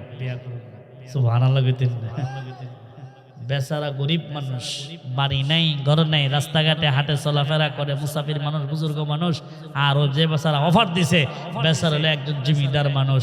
এখন আমরা হলে কি করলাম, লাভ দিয়ে তিনাত উপরে উঠলাম, কিন ভাড়া কহল দিয়ে আমার জমিদারে মাইয়া বিয়া করুন। ঠিক না ভাই? কিন্তু মুসা জঙ্গি রহমতুল্লাহ আলাইহির বাবা এই শর্তটা ছাড়া আর কোনো শর্ত নাই না, এই শর্ত ছাড়া আর কোনো শর্ত নাই। আচ্ছা তো ঠিক আছে, এখন কি করার আছে? আসরের মাঠে বাঁচতে তো হবে। এবার বলে বাবা তো আপনার মেয়ে দিয়ে বিবাহ করব, আপনার মেয়ের গুণাগুণ কি, কোয়ালিটি কি, গুণটা একটু শুনে লই। ঠিক না বেটি? আমার মেয়ের 1 নম্বর গুণ হইল, কোয়ালিটি হইল, আমার মেয়ে দেখতে বিশ্রী, দেখতে বিশ্রী। High high. আচ্ছা তো আর কি গুণ আছে? আর একটা গুণ হইলো আমার মেয়ে চৌকে দেখে না। ও সর্বনাশ, কানা। মনে কো দেখ, আম যে খাইছিলে রস এবার বাইরে, এবার খানা মাইলে তোর বাজ্যান লাগ। বাবা আর কি গুণ আছে? আর একটা গুণ হইলো আমার মেয়ে কানেও শুনে না। ও সর্বনাশ, দেন্দা, কানেও শুনে না, সর্বনাশ। আরো পড়ছিনি বিপদে। এবার ও বাবা আপনার আর গুনটুন কখন লাগতো না, যে গুণ খালি বাড়তে আছে, আর গুনটুন কইেন না। এবার মেয়ের বিয়ে করতে রাজি আছে। না, আর একটা করে শুনলাম, কি হয়েছে? আমার মেয়ে ল্যাংড়া, হাঁটতেও পারে, কানা, লুলা, ল্যাংড়া, আবার চোখে দেখেও না, কানে শুনে না, বিশ্রী। এখন বিপদে হয়ে বাবা কইটা ছাড়া আর কোনো শর্ত নাই, না এটি শর্ত আনাচ্ছে তুমি চলে যাও, আমি আমের দাবি ছাড়তাম না। বুজুর্গ মানুষ, জীবন রে জীবন, মন রে মন, যা আছে কপালে ল্যাংলা খানা আতুর লয় এবার কারে আসরের মাঠে বাঁচতে হবে আল্লাহর কাঠগড়া থেকে। এবার রাজি হয়ে গেছে গা, বিবাহ হয়ে গেছে, কোথায় যাইবা? ও জানি না কোথায় যাবো, বাড়ি ঘর তো আমার নাই, আপনি জানেন। ও ঠিক আছে, ওই আমার বাংলা ঘরটা দেখা যা, এটার আমি শ্বশুর হিসাবে তোমার হাদিয়া দিয়ে দিল হাদিয়া। চলে গেল বাসার ঘরে এবং তার মেয়েকে সাজাইয়া বাসার ঘরে দিয়া বলছে বাবা নেও, এই ঘরে তোমার বধূকে তোমার স্ত্রীকে রেখে আসলাম, এবার তোমার জিনিস তুমি বুঝে নাও। বেচারা ঘরে গেছে, ঘরে যাওয়ার পরে যখন মুখের গুণটা উঠাইছে, এত সুন্দর চেহারা যেন তার চেহারার মোড়ে ঘর ঝলমল করতেছিল, আলোকিত হয়ে গেছে। চিৎকার দিয়ে বলেন সুবহানাল্লাহ। বেচারা তো দৌড় দিয়ে ঘুরতে বেরিয়ে গেছে গা। এই জমিদার সাহেব চাচা, এটা কার মেয়ে দিয়ে গেলেন, কার বউ দিয়ে গেলেন? এটা তো আমার না। বলে না, এটাই তো তোমার। আরে কোন কি, এটা তো সুন্দর। আপনারা বলছেন এই যে দেখতে বিশ্রী, ও তুমি যাও, যায় কথাবার্তা বলো, পারো আবার আমার কাছে আইসো। গেছে যায় জিজ্ঞাসা করছে আপনার নাম কি, আস্তে করে নামটা শুনলো, মাশাআল্লাহ কত কইতে পারে, আমার কত শুনছে, সুন্দর করে আটতে পারে। দৌড়ায় আসছে, বাবা আমার সাথে আপনি কি খেলা খেলতেছেন, নাকি দুঃখাবাজি করতেছেন? আমি বুঝতেছি না, কি আমার স্ত্রী নাকি অন্য কেউ? না, তোমার স্ত্রী। তাহলে আপনাদের বলছেন চোখে দেখে না, এই জন্য বলছি চোখে দেখে না। আমার মেয়ে বালেগ হওয়ার পরে এ পর্যন্ত কোনো বেগানা পুরুষকে এই চোখ দিয়ে দেখে না, এর জন্য বলছি আমি খানা। সুবহানাল্লাহ। আপনাদের বলছেন আপনার মেয়ে হাঁটতে পারে না, ল্যাংড়া, এটা কত সুন্দর সুস্থ হাঁটতে পারে, এই জন্য বলছি আমার মেয়ে সে পাও দিয়ে হেঁটে হেঁটে পর্দার বাহিরে যায় নাই। সুবহানাল্লাহ নাই বুঝি? আল্লাহু আকবার। আপনাদের বলছেন দেন্দা, কানে শুনে না, তো এই জন্য বলছি আমার মেয়ে কান দিয়ে কোনো নাজায়েজ জিনিস শুনে নাই, গান বাদ্য শুনে নাই। আমার মেয়ে বালেগ হওয়ার পরে আমার মেয়েকে কেউ দেখে নেই, আমার মেয়েও কাউকে দেখে না, এই জন্য বলেছি বিশ্রী। বড় শুকরিয়া আদায় করেছেন, বলে সুবহানাল্লাহ। আব্দুল কাদের জিলানী রাহমাতুল্লাহ আলাইহি, মুসা জঙ্গি রহমাতুল্লাহ আলাইহি, একটা পবিত্র জিন্দেগি ছিল, তার জিন্দেগি ছিল একটা পবিত্র, আল্লাহওয়ালা ছিল, পরহেজগার ছিল, মুত্তাকি ছিল। মুসা জঙ্গি রহমাতুল্লাহ যাকে বিবাহ করেছেন হযরত আব্দুল কাদের জিলানী রহমাতুল্লাহ আম্মা একজন পরহেজগার মহিলা ছিল, আল্লাহওয়ালা একজন মহিলা ছিল, যিনি সব সময় কোরআন তেলাওয়াত করতে, আল্লাহু আকবার কবিরা, কোরআন তেলাওয়াত করত। কোরআন তেলাওয়াতের বরকতে আব্দুল কাদের জিলানী রহমাতুল্লাহ আলাইহি যখন মার গর্ভে ছিল, মা যখন কোরআন তেলাওয়াত করত, কোরআন তেলাওয়াতের বরকতে আল্লাহ পাক রব্বুল আলামিন আব্দুল কাদের জিলানী রহমাতুল্লাহ আলাইহিকে আল্লাহ পেটের ভিতরে রাইখা, মার গর্ভে রাইখা 17 পারার কোরআনের হাফেজ বানায় দিয়েছে। বলে সুবহানাল্লাহ। বাবারা আমার, জিন্দেগি যদি পবিত্র হয়ে যায়, জিন্দেগি যদি সুন্দর হয়ে যায়, পবিত্র জিন্দেগি যদি হয়ে যায়, আল্লাহ পাক রব্বুল আলামিন তাকে আদর্শ সন্তান দান করবে, আল্লাহর ওলি দান করবে। আল্লাহু আকবার কবিরা। শাহ ওলিউল্লাহ মুহাদ্দিস দেহলভী রাহমাতুল্লাহ আলাইহি আম্মা একজন পবিত্র মহিলা ছিল, আল্লাহওয়ালা ছিল, পরহেজগার ছিল, দৈনিক তাহাজ্জুদের নামাজ পড়তো, প্রত্যেক দিন তাহাজ্জুদের নামাজ আদায় করত। মুসা হযরতে শাহ ওলিউল্লাহ মুহাদ্দিস দেহলভী রাহমাতুল্লাহ আলাইহি আম্মা একদিন তাহাজ্জুদের নামাজ পড়ে, তাহাজ্জুদের নামাজ শেষ করে দুটি হাত বাড়ায় দিয়ে আল্লাহর দরবারে দোয়া করতেছিল। দোয়া করা অবস্থায় হঠাৎ করে দুইটা হাতের দিকে তাকায় দেখে আরো ছোট্ট ছোট্ট দুইটা হাত যেন তার হাতের ভিতরে দেখা যায়। সুবহানাল্লাহ কইতেন না? আরো দুইটা হাত দেখা যায়। শাহ ওলিউল্লাহ মুহাদ্দিস দেহলভী রাহমাতুল্লাহ আম্মা ওনার স্বামীকে ডাক দিয়ে বলে, স্বামী রে, আমার দুইটা হাতের ভিতরে আরো দুইটা হাত দেখা যায়। আশ্চর্য হয়ে গেল, ডাক দিল স্বামীকে, দৌড়ায় আসলে স্বামী আয়েশা বলে, দেখেন আমার হাতের ভিতরে আরো ছোট ছোট দুইটা হাত দেখা যায়। আল্লাহু আকবার কবিরা।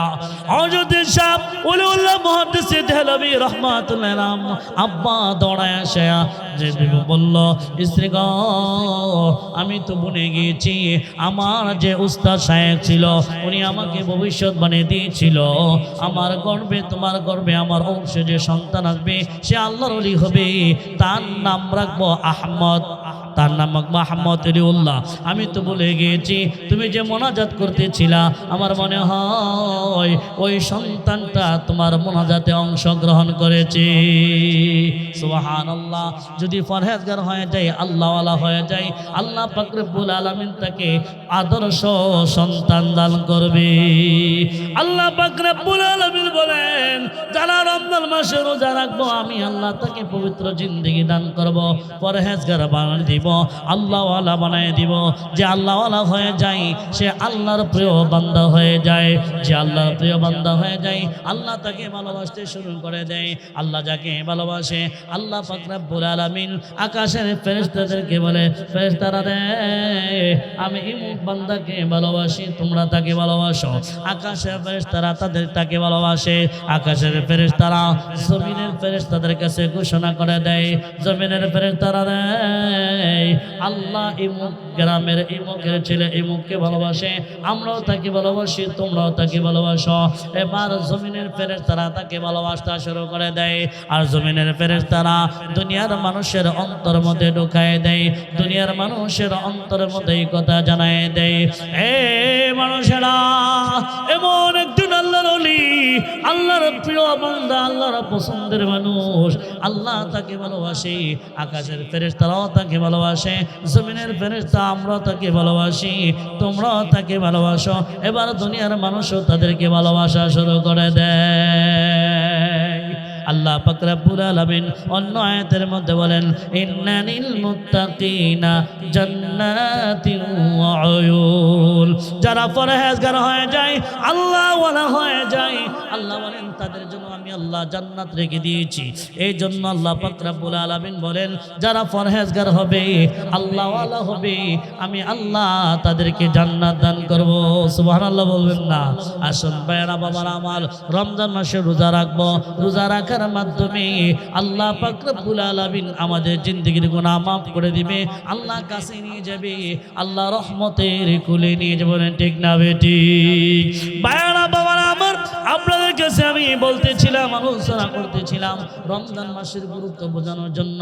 আমার আল্লাহ বলেছিলেন, আমি রমজান মাসে কোরআন নাজিল করেছি, শাহরু রমাদানাল্লাযী উনজিলা ফীহিল কোরআন। আমি কোরআন রমজান মাসে নাজিল করেছি। কোরআনের নাজিল হওয়ার কারণে, কোরআনের কারণে রমজান মাসের সম্মানটা আল্লাহ বাড়ায় দিয়েছে। ভাইরা বাবারা আমার, এই কোরআন যেখানে থাকবে এই জায়গাটা দামি হয়ে যাবে, কোরআন যেখানে রাখা হবে জায়গার দাম বেড়ে যাবে, কোরআন যে পাত্রের মধ্যে রাখা হবে ওই পাত্রের দাম বেড়ে যাবে। ভাইরা বাবারা আমার, ভালো করে লক্ষ্য করুন, আলোচনা শেষ করে দিব। হে আমার বাবারা, সকালবেলা যখন আপনার আমার কুকু মনিরা, সোনা মনিরা, মেগুনা মাসুম বাচ্চারা কোরআন পড়ার জন্য মসজিদে যায়, মক্তবে যায়, কোরআনটা রাখা হয়, রেহালের মধ্যে রাখা হয়। ওই রেহালটা কাঠ দিয়ে তৈরি হয়েছে, যে গাছ দিয়ে যেই গাছের কাঠ দিয়ে তৈরি হয়েছে ওই গাছের একটা কাঠ দিয়ে রেহাল হয়েছে, আর একটা কাঠ দিয়ে ঘরের চৌকাঠ হয়েছে। ঘরের ভিতরে দৈনিক মানুষ আসা যাওয়া করে, ঘরে ঢুকে করে বাইরে হয়, পায়ের উষ্টা লাগে, পা লাগে, কোনোদিন মানুষ ওই কাঠটাকে সালাম করে না, সম্মান করে না।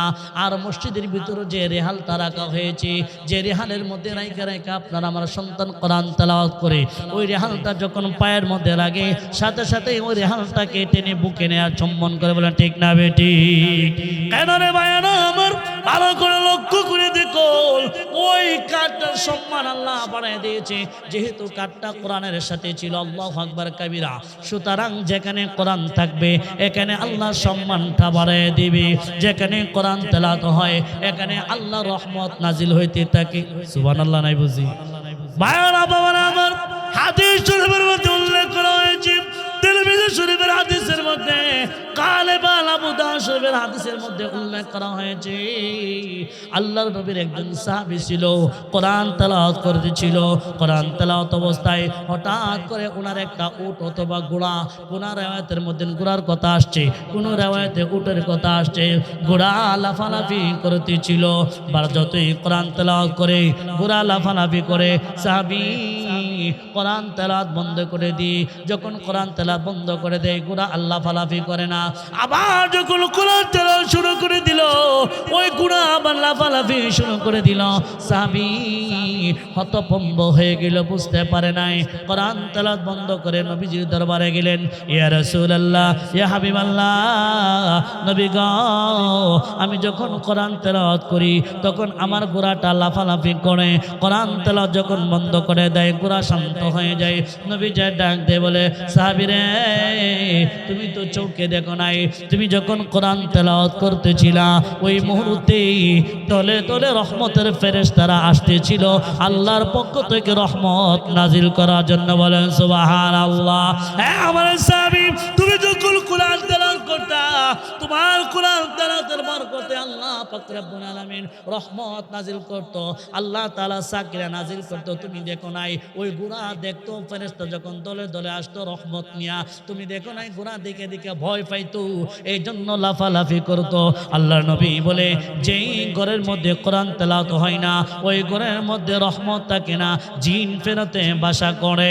যেই মানুষের মধ্যে কোরআন তেলাওয়াত থাকবে না, আল্লাহর নবী সাল্লাল্লাহু আলাইহি ওয়াসাল্লাম বলেছে, যে মানুষের অন্তরে কোরআন থাকে না ওই মানুষের অন্তরটা বিরান ঘরের মতো, বিরান ঘর, অবাধ একটা ঘর। একটা ঘর যদি একা একা থাকে, ওই ঘরে যদি বাতি না জ্বলে, ওই ঘরে যদি মানুষের বসবাস না থাকে, ভাইরা বাবা মার আমার, ওই ঘরটা জিন ফেরত ভূতে বসবাস করে। বলেন ঠিক না বেটি? তাই তেমনি ভাবে যে অন্তরের মধ্যে কোরআন থাকবে না, অন্তরটা নষ্ট হয়ে যাবে, শয়তান বসবাস করবে। আর যেখানে কোরআন তেলাওয়াত থাকবে, কোরআনের বরকতে আল্লাহ পাক রব্বুল আলামিন রহমত নাজিল করে। সুবহানাল্লাহ। ভাইরা বাবার আমার লক্ষ্য করে দেখুন, আল্লাহ নবী সাল্লাল্লাহু আলাইহি ওয়াসাল্লাম হাদিস শরীফের মধ্যে ইরশাদ করে দিয়েছেন, আল্লাহু আকবার কাবীরা, দুনিয়াতে মানুষেরা যখন গুনাহ করে, অন্যায় করে, তখন গজবের ফেরেশতারা আসে তাকে গজব দেওয়ার জন্য, রহমতের ফেরেশতারা দৌড়ে আসে রহমত দেওয়ার জন্য। আল্লাহর নবী বলেন, ইন্নাল্লাহ তাআলা কাতাবা কিতাবান ক্বাবলা আইয়াখলুকাল খালক, ইন্না রাহমাতি গাযাবা সাবাকাত গাদবি। আল্লাহর নবী বলে, হে আমার উম্মতেরা, আল্লাহ পাক রব্বুল আলামিন এই পৃথিবী সৃষ্টি করার পূর্বে, সৃষ্টিকে সৃষ্টি করার পূর্বে আল্লাহ পাক রব্বুল আলামিন একটা লেখা লেখছেন। ওই লেখাটা লেখা সাইনবোর্ড বানাইয়া আরশে আজিমের দরজার সামনে আল্লাহ পাক লেখা রেখে দিয়েছেন। লেখাটাকে আল্লাহ নবী বলেন, ইন্নাল্লাহ তাআলা কাতাবা কিতাবান, একটা লেখা লেখছেন ক্বাবলা আইয়াখলাকাল খালক, পৃথিবী সৃষ্টি করার আগে আল্লাহ তাআলা লেখছেন কি লেখাটা কি? আল্লাহ তাআলা বলেন, ইন্না রাহমাতি সাবাকাত গাযাবি। আল্লাহ নবী বলে, আল্লাহ পাক রব্বুল আলামিন হাদিসে কুদসির মধ্যে বলে দিয়েছেন, পৃথিবীর মানুষেরা রে, আমার গজবের আগে আগে আমার রহমত দৌড়ায় চলে যায়। এর মানে কি, এর ব্যাখ্যা কি? মুহাদ্দিসিনে কেরাম ব্যাখ্যার মধ্যে উল্লেখ করে দিয়েছেন, এই পৃথিবীর মানুষেরা মানুষ যখন অন্যায় করে, গুনার কাজ যখন করতে থাকে, গুনার কাজ যখন করতে থাকে, আল্লাহু আকবার কাবীরা, তখন অতীতে যত উম্মত ছিল তারা যখন অবাধ্য হয়ে যেত, আল্লাহর নাফরমানি করত, আল্লাহর নাফরমানি করলে, আল্লাহ অবাধ্য করলে আল্লাহ পাক রব্বুল আলামিন তাদেরকে আযাব দিত, গজব দিত। পৃথিবীর মানুষগুলিকে উল্টায় পাল্টায় আযাব দিয়ে গজব দিয়ে ধ্বংস করে দিত। কিন্তু এই উম্মতকে আল্লাহ আযাব দিয়ে ধ্বংস করে না। নবীজি দোয়া করেছিলেন, আল্লাহ নবী বলেন, যখন আবার মানুষ নাফরমানি করে, আল্লাহর নাফরমানি করে গুনার কাজের মধ্যে লিপ্ত হয়ে যায়, আযাবের ফেরেশতারা দৌড়ায় আসে, আযাবের ফেরেশতা তাকে আযাব দেওয়ার জন্য জন্য, শাস্তি দেওয়ার জন্য।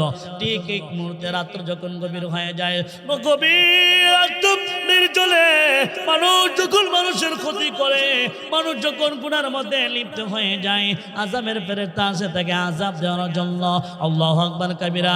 ঠিক এই মুহূর্তে রাত্র যখন 3টা বেজে যায়, রাত্র যখন 4টা হয়ে যায়, আপনার আমি ঘুমের ঘরে বিভোর হয়ে যাই, কম্বল দিয়ে ঘুমিয়ে থাকি, লেপ দিয়ে ঘুমিয়ে থাকি। আর আপনাদের মাদ্রাসার শিক্ষকেরা রাত্র যখন 4টা হয়ে যায় ঘুম থেকে উঠে যায়, আরামের ঘুম ত্যাগ করে দেয়। মাদ্রাসার ছাত্ররা ঘুম থেকে উঠে আরামের ঘুম ত্যাগ করে দিয়ে, যে ছোট ছোট বাচ্চারা, যে কুনকুনি মুনিরা মার কোলের মধ্যে থাকার কথা ছিল, মার বুকে থাকার কথা ছিল, বাবার বুকে জড়ায়া ধরে ঘুমিয়ে থাকতো, ওই বাচ্চাগুলি ঘরের ভিতরে না থেকে আল্লাহর দ্বীন শিখার জন্য, কোরআন শিক্ষা করার জন্য, কোরআন শিক্ষা করার জন্য যখন মাদ্রাসা এলো, রাত্র 4টা হয়ে গেল, পাখিগুলি আরাম করে ঘুমিয়ে থাকে, পশুগুলি আরাম করে ঘুমায় রইল। আর ওই ছোট ছোট বাচ্চারা, তাদের কোনো গুনাহ নাই, অপরাধ নাই, অন্যায় নাই, ওই কনকনে শীতের মধ্যে ঠান্ডা পানি দিয়ে উযু করে আল্লাহু আকবার কাবীরা ঘুম থেকে উঠে তাহাজ্জুদের নামাজে দাঁড়ায় যায়, আল্লাহর কোরআনটা সামনে নিয়ে বসে আর কোরআন তেলাওয়াত করতে থাকে। আর রহমান আল্লামাল কোরআন খলাকাল ইনসানা আল্লামাহুল বায়ান। ছোট্ট ছোট্ট বাচ্চারা, খুশি মনিরা যখন আল্লাহর কোরআনের তেলাওয়াত করতে থাকে, বায়রা বাবার আমার, তোমার আমার অপরাধের কারণে গজব আসতেছিল, আর ওই বাচ্চাদের কোরআন তেলাওয়াতের কারণে আমার আল্লাহ বলে আমার রহমত দৌড়ায় আসে, দৌড়ায় আসা সাথে সাথে বাড়ি খালির এলাকার মানুষগুলিকে আল্লাহ রহমত দিয়ে হেফাজত করবে। সুবহানাল্লাহ। বায়রা বাবার আমার, ওই ছোট ছোট বাচ্চারা কোরআন তেলাওয়াতের বরকতে আপনাকে আমাকে আল্লাহ রিজিকের ব্যবস্থা করে দেন। আসল বায়রা, কোরআনের সম্মান কত, কোরআনের মর্তবা কত। আল্লাহ নবী সাল্লাল্লাহু আলাইহি ওয়াসাল্লাম আবু হুরায়রাকে ডাক দিয়ে বলে, আবু হুরায়রা রে, ও আবু হুরায়রা, তাআল্লিমিন কোরআনা, তুমি কোরআন শিক্ষা দিও, হাত্তা ইয়াতিকাল মাউত, এমনকি তোমার কাছে মালাকুল মউত চলে আসবে, এর মানে হইল তোমার মৃত্যু আসার আগ পর্যন্ত তুমি কোরআন শিক্ষা করো এবং কোরআন শিক্ষা দাও। এই অবস্থায় যদি কোরআন শিক্ষা দেওয়া অবস্থায় অথবা কোরআন শিক্ষা করা অবস্থায়, ছাত্র অবস্থায় অথবা শিক্ষক অবস্থায় যদি মালাকুল মউত এসে যায়, আবু হুরায়রা রে, তোমাকে দাফন করে দেওয়া হবে, তোমার জানাজা পড়া হবে, তোমাকে দাফন করে মাটিতে রাখা হবে। আল্লাহর কাছে তোমার সম্মান এত বেশি হয়ে যাবে, তোমার মূল্য এত বেশি হয়ে যাবে, এ আবু হুরায়রা, তুমি দাফন হয়ে যাবে, কবরে রাখা হয়ে যাবে। আকাশ থেকে লক্ষ লক্ষ কোটি কোটি ফেরেশতারা আল্লাহ পাক রব্বুল আলামিন পাঠিয়ে দিবে তোমার সম্মানে তোমার কবরটাকে জিয়ারত করার জন্য। বলে সুবহানাল্লাহ। আল্লাহ রাসূল বলেন, কামা তাজুরু বাইতুল আতিক, যেমন ভাবে আল্লাহর ঘরটাকে জিয়ারত করার জন্য পৃথিবীর আনাচে কানাচে থেকে লক্ষ লক্ষ মানুষ আসে, আল্লাহ পাক রব্বুল আলামিন কোরআনের বরকতে তোমার কবরটাকে জিয়ারত করার জন্য ফেরেশতারা আসবে। সুবহানাল্লাহ। আল্লাহু আকবার কাবীরা। বায়ানা বাবারা আমার, এই কোরআন হচ্ছে একটা ঘাঁটি, কোরআনের মাদ্রাসা হচ্ছে একটা ঘাঁটি। কোরআনের মাধ্যমে আল্লাহ পাক রব্বুল আলামিন যেমন মানুষের সম্মান বাড়ায় দেয়, কোরআনের মাদ্রাসার কারণে আল্লাহ এলাকার সম্মান বাড়ায় দিবে। সুবহানাল্লাহ। বায়রা বাবার আমার, রাত্র গভীর হয়ে গেছে, আলোচনা শেষ করে দিব, আর কষ্ট দিবে না। তবে আমি আপনাদের সামনে কোরআন পড়তে পারেন নাই, এজন্য মনে কষ্ট নিয়েন না। আল্লাহর নবী বলে দিয়েছে, আল্লাহ রাসূল সাল্লাল্লাহু আলাইহি ওয়াসাল্লাম বলে দিয়েছে, আল্লাহ নবী বলে, কোন আলিমান, তুমি আলেম হয়ে যাও, আলেম হতে পারো না, আও মুতাআল্লিমান, আলমে আলেমের ছাত্র হয়ে যাও। সুবহানাল্লাহ। না, আলেম হয়ে যাও অথবা আলেমের ছাত্র হয়ে যাও, আলেমের ছাত্র হতে পারো নাই, আল্লাহ নবী বলেন, আও মুস্তামিআন, তাহলে আলেমের কথা শোনো। সুবহানাল্লাহ বলবেন না, আলেমের কথা শুনতে পারো না, আও মুহিব্বান, আলেমকে ভালোবাসো। সুবহানাল্লাহ বলবেন না, আলেমকে ভালোবাসলে কি হবে, একজন আলেমকে ভালোবাসলে কি হবে। আল্লাহ নবী বলে দিয়েছেন, আল্লাহ নবী বলে, একজন হাফেজ কোরআন যখন কোরআনকে হেফাজত করে, কোরআনকে সে সংরক্ষণ করলো, কোরআনের হাফেজ হইল, আর কোরআন অনুযায়ী সে যখন চলাফেরা করলে, আল্লাহ নবী বলে হাসরের মাঠে ওই হাফেজ কোরআন যখন সুপারিশ করবে, এমন তাকে 10টা টিকিট দেওয়া হবে, তার আহলে বাইত, তার পরিবার থেকে 10টা মানুষ যারা জাহান্নামী হয়ে গেছে, যাদের উপর জাহান্নাম আল্লাহ ওয়াজিব করে দিয়েছে, এত পরিমাণ গুনাহ করেছে, এত অন্যায় করেছে, এত নাফরমানি করেছে, আল্লাহ তাকে জাহান্নামে দিয়ে দিবে, জাহান্নাম ওয়াজিব হয়ে গেছে। হাফেজ কোরআনকে বলবে, আল্লাহ ডাক দিয়ে বলবে, হাফেজ কোরআন রে, আমি আল্লাহ তোকে দুনিয়াতে সম্মান দিয়েছি, আজকে আমি আল্লাহ তোমাকে এখনো সম্মান দিলাম, হাসরের মাঠে সম্মান দিলাম, যাও যাও তোমাকে আমি 10টা টিকিট দিয়ে দিলাম, তোমার আত্মীয় স্বজন থেকে 10টা মানুষকে জাহান্নাম থেকে উঠায়া জান্নাতে নিয়ে যাও। সুবহানাল্লাহ বলবেন না? হাদিস শরীফের মধ্যে আছে একজন আলেম, হক্কানি আলেম, ওই হক্কানি আলেমকে আল্লাহ পাক রব্বুল আলামিন 70টা টিকিট দিবেন, 70টা টিকিট দিয়ে বলবে, আল্লাহ তাআলা বলবে, ও আলেম, আমি তোমাকে দুনিয়াতে সম্মান দিয়েছিলাম, আজকে আখিরাতে তোমাকে আমি আল্লাহ সম্মান দিয়ে দিলাম, এমন 70টা টিকিট দিলাম, তোমার আত্মীয় স্বজন থেকে 70 জন মানুষকে নিয়ে জান্নাতে চলে যাও, যাদের উপর জাহান্নাম ওয়াজিব হয়ে গেছে। অন্য হাদিস শরীফের মধ্যে আছে 70 জন নয়, 1000 টিকিট দেওয়া হবে। হাদিস শরীফের মধ্যে তাকবীর দেওয়ার জন্য, মিল দেওয়ার জন্য মুহাদ্দিসিনে কেরাম বলে আসলে 70 কোনো উদ্দেশ্য না, 10 কোনো উদ্দেশ্য না, 1000 কোনো উদ্দেশ্য না, উদ্দেশ্য হইল এই বেশি বুঝানো।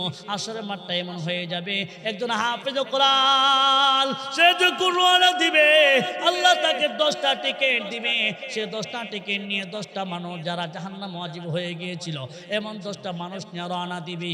এবার যাইতে যাইতে হঠাৎ করে আপনার খালি বাড়ি থেকে একটা লোক দাঁড়ায় বলবে, বাড়ি খালির একটা লোক দাঁড়ায় বলবে, হাফেজ কোরআন রে, একটু দাঁড়াও না।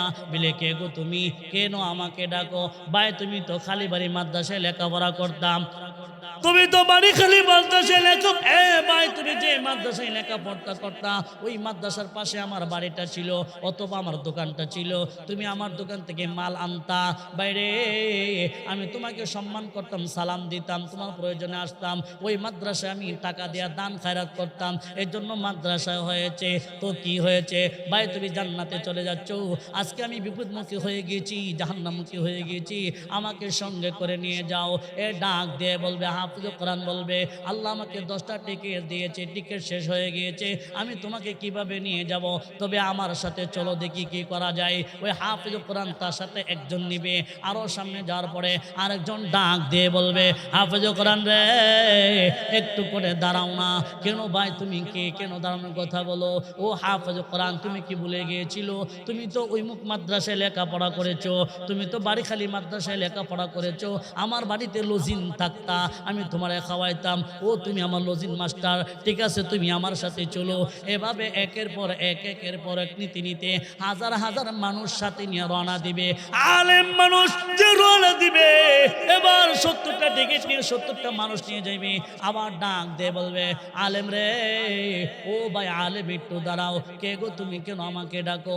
বাইরে তুমি তো এই মুখ মাদ্রাসায় লেখাপড়া করতা, বাড়িখালী মাদ্রাসায়, ওই মাদ্রাসার জমিদাতা আমি, ওই মাদ্রাসা আমি একটা ফিন দিয়েছিলাম, ওই মাদ্রাসার মাহফিলের মধ্যে আমি 1000 টাকা দান করেছিলাম। বাইরে আজকে তো আমরা বিপদমুখী হয়ে গিয়েছি, জাহান্নাম ওয়াজিব হয়ে গিয়েছে, ও ভাই সাথে করে নিয়ে যাও, জাহান্নামে যাইতে চাই না। আলেম ডাক দিয়ে বলবে, 70টা টিকিট আল্লাহ আমাকে দিয়েছে, 70টা টিকিট পূর্ণ হয়ে গেছে, এখন কি করে নিয়ে যাব? তবে আমার সাথে চলো, এবার দেখি কি করা যায়। এভাবে একের পর এক হাজার হাজার মানুষ ওই হাফেজে কোরআন, আলেমে কোরআনের পিছনে পিছনে রওনা দিবে। ওই হাজার হাজার মানুষ নিয়ে জান্নাতের গেটের মধ্যে দাঁড়াবে।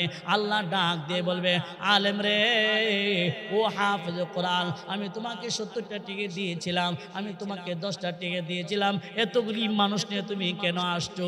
এবার ডাক দিয়ে বলবে, হাফেজে কোরআন বলবে, আলেমে কোরআন বলবে, প্রভু গো, ও আমার প্রভু, তুমি তো রহমান বিলাহা, তুমি তো রাহিম বিলাহা, তুমি তো গাফার বিলাহা, তোমার মতো দয়ালু কেউ নাই বিলাহা।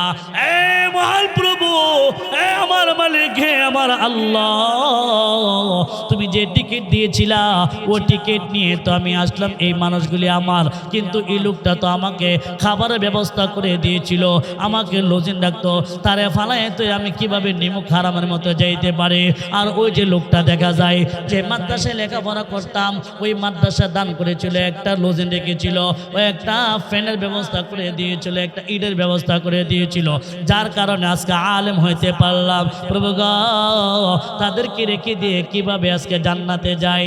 এই জন্য তাদেরকে সাথে করে নিয়েছি, তবে জান্নাতে নিয়ে যেতে পারবো না, জান্নাতের দরজা পর্যন্ত নিয়ে আসলাম। প্রভু এবার মনে চাইলে তাদেরকে জান্নাতে ঢোকাও, আর না চাইলে তাদেরকে ফেরত দিয়ে দাও। সুবহানাল্লাহ বলেন। আবার আল্লাহ ডাক দিয়ে বলবেন, না রে ও আলেম হাফেজ কোরআন, দুনিয়াতে তোমাকে সম্মান দিয়েছিলাম, মানুষ তোমাকে সম্মান করতো, আজকে আমি আল্লাহ তোমাকে বেইজ্জতি করব না।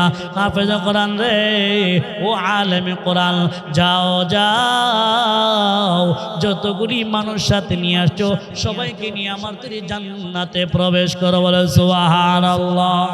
বায়রা বাবার আমার, মাহে রমজানে রোজা রাখবো, মাদ্রাসার দিকে খেয়াল করব, মাদ্রাসার সাথে যদি সম্পর্ক রাখতে পারি, খোদার কসম করে বলতে পারি আল্লাহ পাক রব্বুল আলামিন মাদ্রাসার মহব্বতের কারণে, আলেম উলামার মহব্বতের কারণে আল্লাহ আলেমদের সাথে জান্নাত দান করবে। ঠিক না বেঠিক? ভাইরা বাবার আমার, আলেম উলামা বসে আছে, জিজ্ঞাসা করুন, কোরআনের কারিমের মধ্যে 7 যুবকের আলোচনা করেছে, 7 যুবক জান্নাতি যুবক, যারা জান্নাতে চলে যাবে।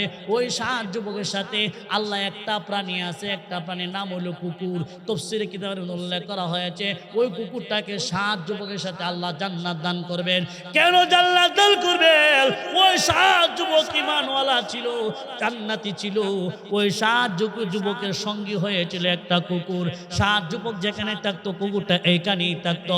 7 যুবকের সঙ্গী হওয়ার কারণে একটা কুকুর, যে কুকুরের কোনো মূল্য দুনিয়াতে নাই, মানুষও না, ওই কুকুরকে যদি আল্লাহ 7 যুবক ইমানদারের সাথে থাকার কারণে আল্লাহ জান্নাত দিতে পারে, সন্দেহ নাই, কসম করে বলতে পারি ওই মাদ্রাসা আলেম উলামার সাথে যারা সঙ্গ হয়ে যাবে, আল্লাহ পাক রব্বুল আলামিন তাকে জান্নাত দান করবে। ঠিক না বেঠিক?